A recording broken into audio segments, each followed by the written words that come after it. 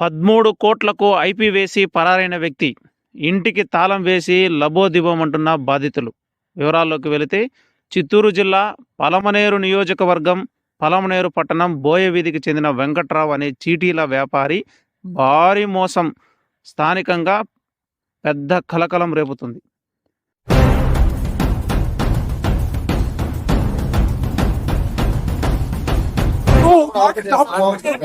మేము చాలా బాటలో ఉన్నాము. మమ్మల్ని అంతా నమ్మించి గుర్తుకొచ్చినారు. నా తరఫున మా మనమల్ని, మా కూతుర్ని, మా ఎల్లుల్ని అంకుల్ని చేసుకునే మమ్మల్ని గుర్తుకొచ్చినారు స్వామి. ఈ ఇల్లు తీర్చింది కూడా నేనే స్వామి. జాగా ఇదంతా మా ఇంట్లో స్వామి. నమ్మించి 16 లక్షలు తెచ్చి ఎంతో చేస్తే ఎందుకు పోటు పొడిచినారు స్వామి.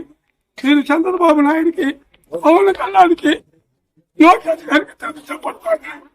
నాకు చాలా బాధలుగా ఉన్నాయి. మేము చచ్చిపోతాం. ఆ పరిస్థితులు బాగా వయసు అయిపోయింది. ఇస్తాను. ఇప్పుడు 4 సీట్లు అయిపోయినాయి. 4 సీట్లు మాకు ఇవ్వాల. ఇస్తాను దాన్ని మోసం చేస్తానని ఎసుకోపోయిపోయినా సార్. ఆ పేరునంతా రాయిచ్చేసి మాకు చెక్కులు పండించినాడు. ఎవరికి ఇచ్చిండలేదు. ఎంత రావాలి నీకు? మాకి 70 లక్షలు రావాలా. చీట్లు 80 లక్షలు రావాలి స్వామి. ఇప్పుడు 5 చీట్లు మాకే వల్ల అయిపోయినవి. మొత్తం 2 కోట్ల రావాలా? 1 కోటి రావు స్వామి. మా పామాడుతుంది, మా అల్లుంది, మా మనవరాలది, మా కూర్చుంది, 5 మందిది మాది.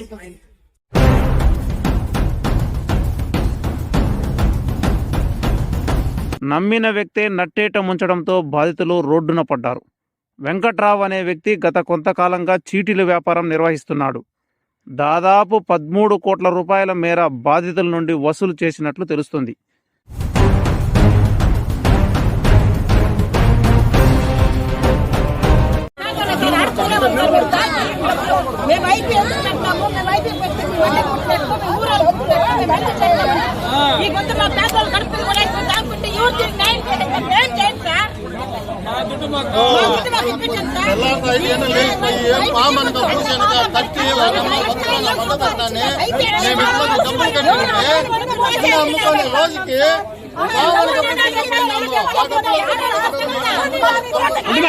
రోజుకి కట్టిగా సార్ మాకు 60 లక్షలు రావాలి సార్.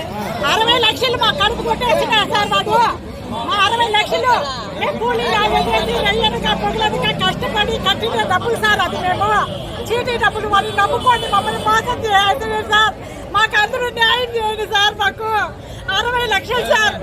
మా కడుపు కొట్టేసారు సార్. కన్న బాధపడి మేము వెళ్ళనుక పొగలనుక కూలీ నాలి చేయండి సార్. మాది మోతకల పల్లి సార్.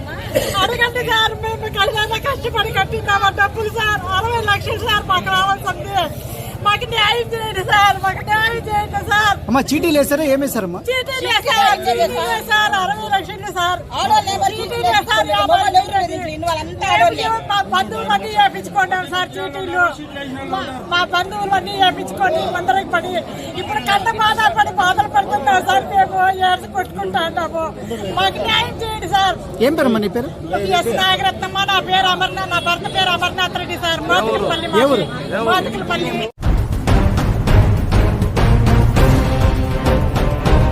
బాధితులకు డబ్బులు చెల్లించాల్సి వచ్చేసరికి వెంకట్రావు తాను దివాలా తీశానని ఐపీ ప్రకటించడంతో బాధితులు షాక్కు గురయ్యారు. దీంతో కోపోద్రిక్తులైన బాధితులు ఆవేదనతో వెంకట్రావు ఇంటి ముందు పెద్ద సంఖ్యలో చేరుకొని ఆందోళనలు చేపట్టారు.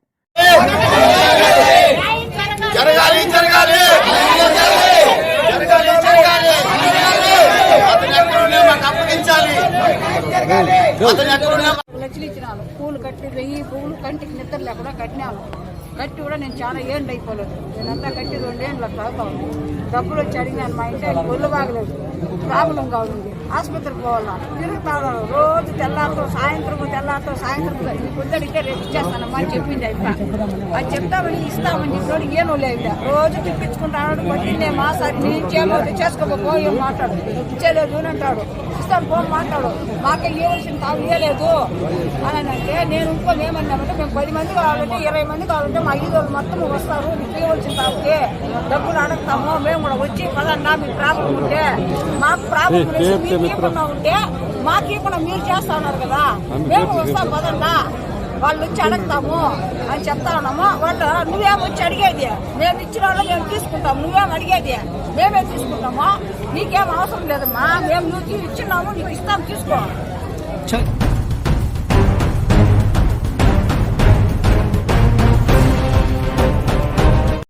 పరిస్థితి ఉద్రిక్తంగా మారడంతో పోలీసులు ఘటనా స్థలానికి చేరుకున్నారు. బాధితుల ఫిర్యాదు మేరకు పోలీసులు కేసు నమోదు చేసే ప్రక్రియలో ఉన్నారు. నిందితుడు ఎక్కడున్నాడు, ఆ డబ్బును ఎక్కడికి మళ్లించాడనే కోణంలో దర్యాప్తు మొదలుపెట్టారు. ఈ ఘటనపై మరిన్ని వివరాలు పోలీసుల దర్యాప్తులో తేలాల్సి ఉంది.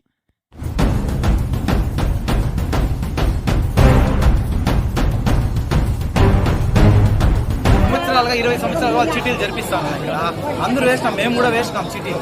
వాళ్ళు ఏమంటే వాళ్ళ దగ్గర వీళ్ళ దగ్గర ఇంట్రెస్ట్ డబ్బులు తీసుకోండి. వాళ్ళు బిజినెస్ ఏమో చేసుకుంటా ఉన్నారు. ప్రజెంట్ ఏం రాయిందంటే ఒక 6 నెలలుగా వాళ్ళు చీట్లు ఎత్తిన వాళ్ళు ఇవ్వడం లేదు. కొంచెం ఇస్తా అది ఇస్తా అని చెప్తానే ఉన్నారు. మేము కూడా వేసినాం, రెండు వేసినాం, మేము ఒకరు వేసినాము, కడతాం, మేము కడతాం. 5 రోజులకంతా ఫోన్ చేసి డబ్బులు అడతాను. ఇప్పుడు ఏం రా అంటే డబ్బులు ఇవ్వలే, ఎత్తితే మేము నవంబర్ ఎత్తినా, ఇప్పుడు వరకు నాకు డబ్బులు ఇలే. సగం ఇచ్చి సగం ఇస్తా అది ఇస్తా చెప్తానే ఉన్నారు. ఇప్పుడు ఐపీ వేసినారు. ఐపీలో మా పేర్లు అంతా కూడా రాలే. ఐపీలో పేర్లు ఎవరి దగ్గర వచ్చిందంటే వాళ్ళు ఎవరి దగ్గర అయితే తీసుకున్నారో వడ్డీ వ్యాపారం వాళ్ళు తీసుకుంటారు కదా చేయి బదులు, వాళ్ళ పేర్లు వచ్చినాయి. మావి ఏది రాలే. 400 కుటుంబాలు ఇప్పుడు రోడ్లో ఉన్నాయి. అర్థమైందా? నీదెంత తనిఖీ? నాది 12 లక్షలు రావాలి. నాది మాత్రమే 12 లక్షలు. చీటీలు మొత్తం అయిపోయింది. అది ఇంకా 4 చీట్లే ఉండేది. నాది 4 నెలల్లో నాకు 12 లక్షల రూపాయలు వస్తుంది. ఏమే వాళ్ళిద్దరు అబ్బా కొడుకులు ఇద్దరు ఆడ దాంకొని ఐపీఎస్సి. ఒక నెల ముందర నేను అడిగిన చరణ్ని ఏమని, వాళ్ళ కొడుకు పేరు చరణ్, ఏం చరణ్ ఐపీఎస్ఏ ప్రాస్తున్నావు నాకు వేరే వాళ్ళు చెప్పినారంటే ఎవరు తనకేసి చెప్పింది నీకు అది ఇది అని కొంచెం రివర్స్ మాట్లాడినాడు. ఇప్పుడు ఏం రా అంటే పోయి వాడు ఫస్ట్ ఒక నెల ముందర వెళ్ళిపోయినాడు. ఇప్పుడు పోయేసి వాళ్ళ ఆయన మెల్లిగా నాకు హార్ట్ ప్రాబ్లం అదంతా ప్లాన్ ప్రకారం జరిగింది. ఇది 400 కుటుంబాలు ఇప్పుడు రోడ్లో ఉన్నాయి. ఇది పరిస్థితి. వాళ్ళు ఎవడున్నా వాళ్ళని పట్టుకొని వచ్చి చీటీలు పరిస్థితి అని చెప్పాలి. సొంత ఇల్లు బాడికి ఇది సొంత ఇల్లేనా, వాళ్ళకి ఆస్తులు ఉన్నాయి, సొంత ఇల్లు, ఆ అంగడి కూడా సొంతందే, అది కూడా అమ్మేసినాడు. లోపలే అన్ని అమ్మేసినారు. వాళ్ళు నాశనంగా పోతారు ఖచ్చితంగా. వాళ్ళైతే ఏం బాగుపడేది ఏం ఉండదు. అందరినీ 400 కుటుంబాలు కూలి చేసే వాళ్ళు మేము అందరూ కట్టిండేది. వాడిని కష్టపడి ఎత్తుకోమి నెలకి 25,000 రూపాయలు ఒక చీటీ ఎత్తుకోమే కట్టిండేది. వాడిని ఊరికే ఏం కాదు. వాడు ఇప్పుడు ఏమంటే వెళ్ళిపోయినారు. ఐపీ ఏం ప్రాసెస్ ఇది? వానికి ఆస్తులు ఏముంటే వాడు ట్రాన్సాక్షన్ ఎత్తాల.